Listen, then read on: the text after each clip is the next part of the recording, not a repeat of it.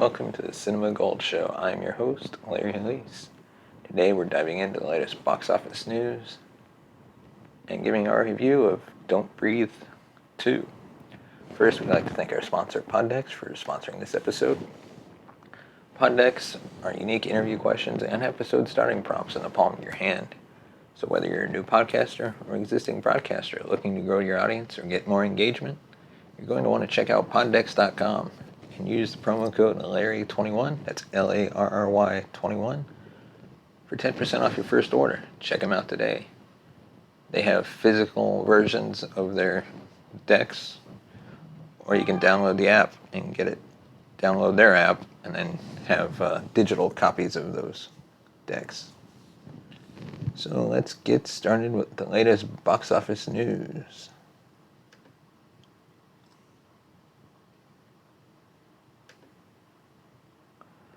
Free Guy wins the box office.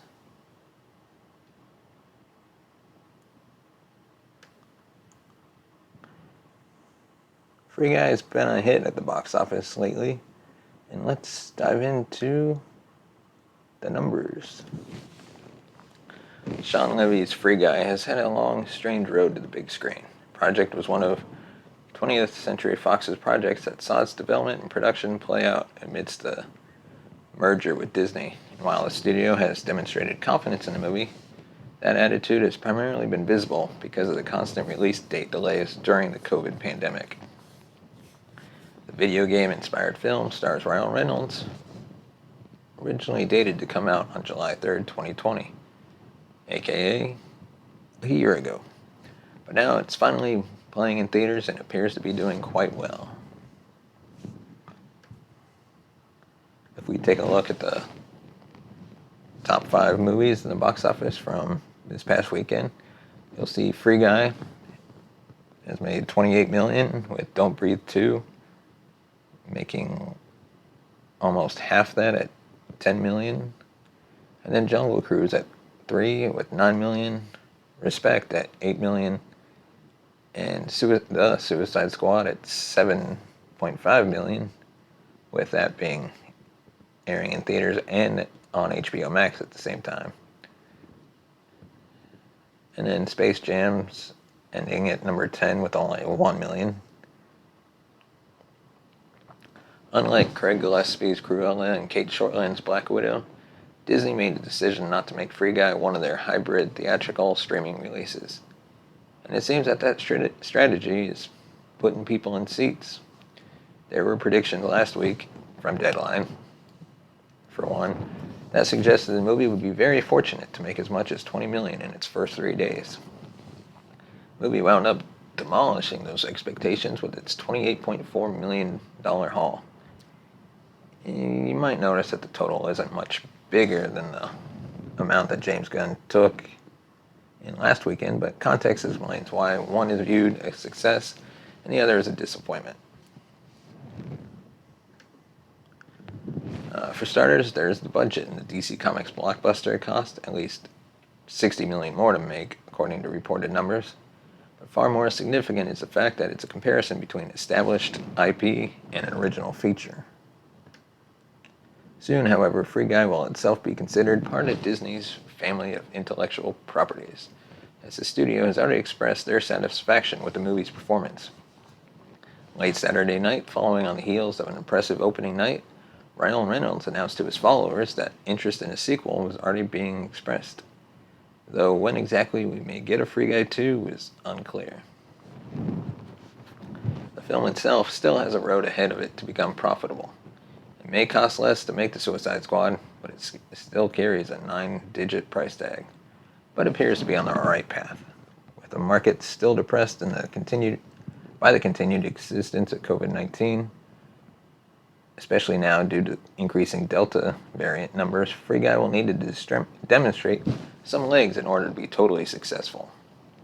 And there will be a lot of industry eyes on it next week looking at its performance. This summer has seen a rough pattern emerge surrounding the biggest blockbuster releases, the issue being major profit drop-offs from weekend to weekend. Both Black Widow and Space Jam saw ticket sales fall off to the extreme after respectively winning box office crowns domestically And while a number of analysts have blamed them on their hybrid distribution models, one can't ignore that F9 suffered a similar fate in late June, early July without being available on streaming.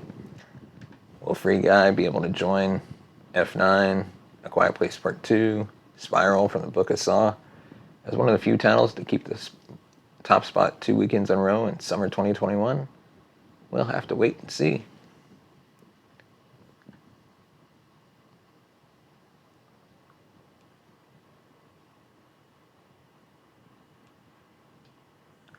And topic number 2 is Marvel's What If almost had some crazy stories for Spider-Man and Captain America 2. For decades, Marvel's What If comics have allowed its writers to play around with the canon of multiple franchises.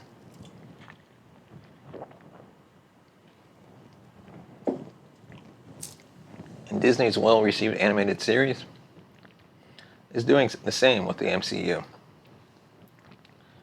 The head writer for this series, A.C. Bradley, had many what-if ideas that didn't make the cut, including some wild stories for Spider-Man and Captain America.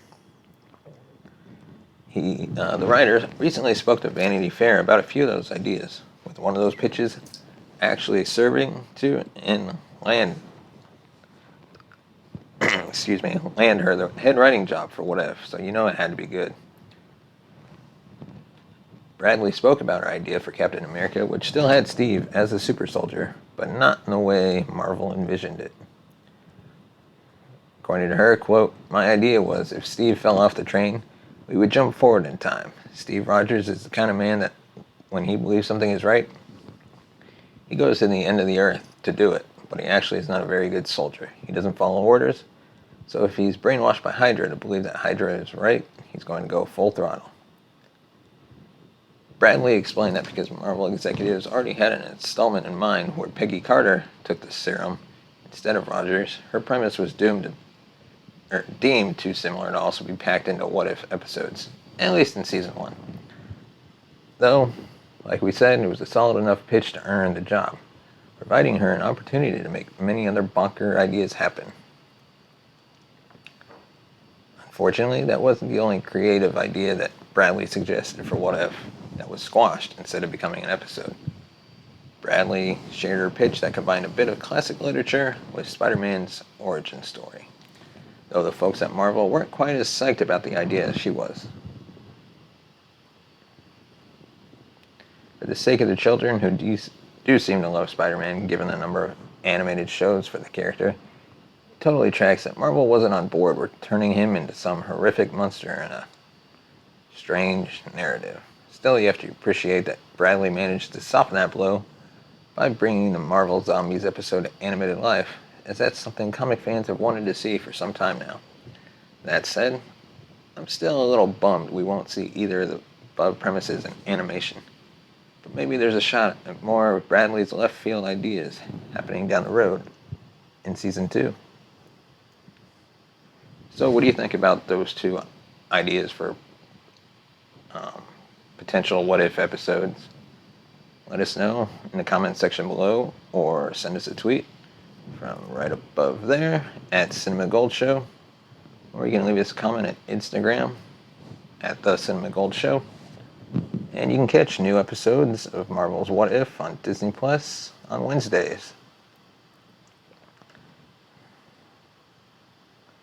And now, our final topic, Don't Breathe 2.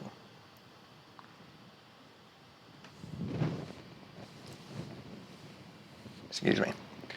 In late summer 2016, Fede Alvarez surprised the hell out of audiences with Don't Breathe, a follow-up to the Evil Dead reboot.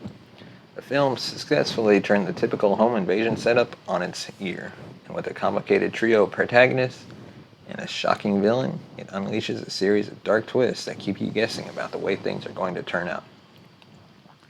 It's an intelligent, brutal, and well-made thriller that also happens to be very rewatchable, which only makes one wonder more intensely how things went so horribly wrong in the making of its Titanic of a sequel. Like its predecessor, Don't Breathe 2 is co-written by Alvarez and Rodo Saiguez. really butchering these names, and it's bizarre just how badly it misinterprets what's so great about the original.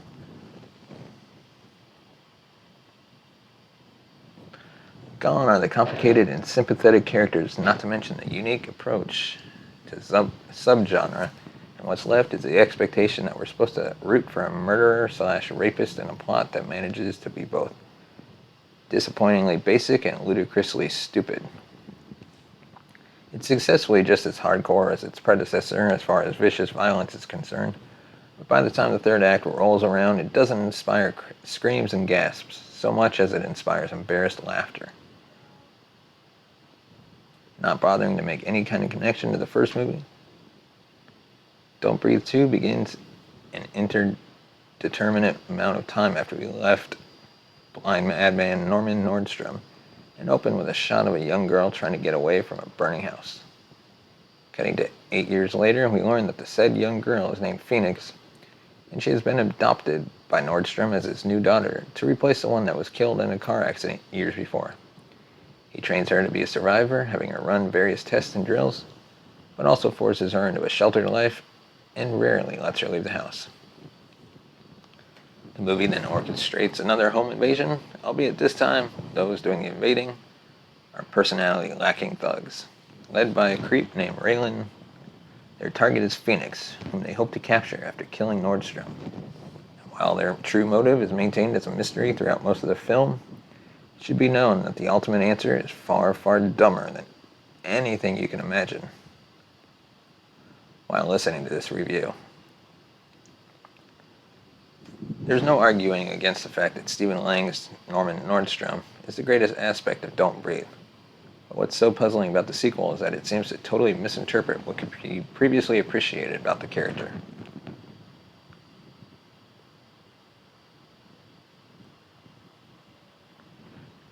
The issues with the misguided attempt to realign Norman Nordstrom don't just stop there. However, as the move really poisons the entirety of Don't Breathe 2. Not only is Nordstrom impossible to relate to as the hero, but that becomes a cascading issue in the movie, as there is not a single likable character to be found in the whole mess. Aside from Phoenix, but she's more unfortunate victim than anything else. The sequel doesn't even feature a shadow of anything like that. Seemingly in aid of trying to maintain a mystery behind the home invaders, none of them are given any kind of distinctive personalities or relationships, and instead merely exist as bodies on the screen that Nordstrom can dispose of in various bloody set pieces. What ends up happening is that you're just watching all manners of ugliness play out on the screen, and you're able to engage with none of it, meaning that there are zero stakes and that there is no momentum to speak of in the storytelling.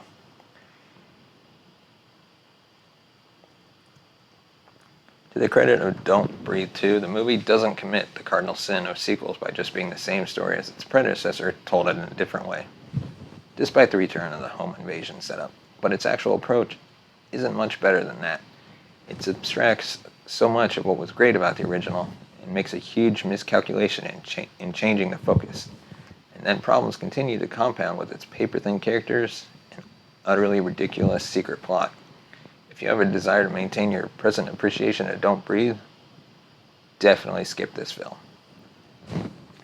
And that's all we have for this episode of the Cinema Gold Show. Thanks for watching this episode or listening to our episode. Be sure to like and subscribe to our channel. Follow us on Twitter, right there at Cinema Gold Show. Find us on Facebook. Just search Cinema Gold Show. Follow us there. If you want to support the show, go to buymeacoffee.com/cinemagold, and you can give us a few bucks, whatever you want to afford, or you feel like paying us. And then let us know your thoughts on this episode. Thanks for watching, and we'll see you next time.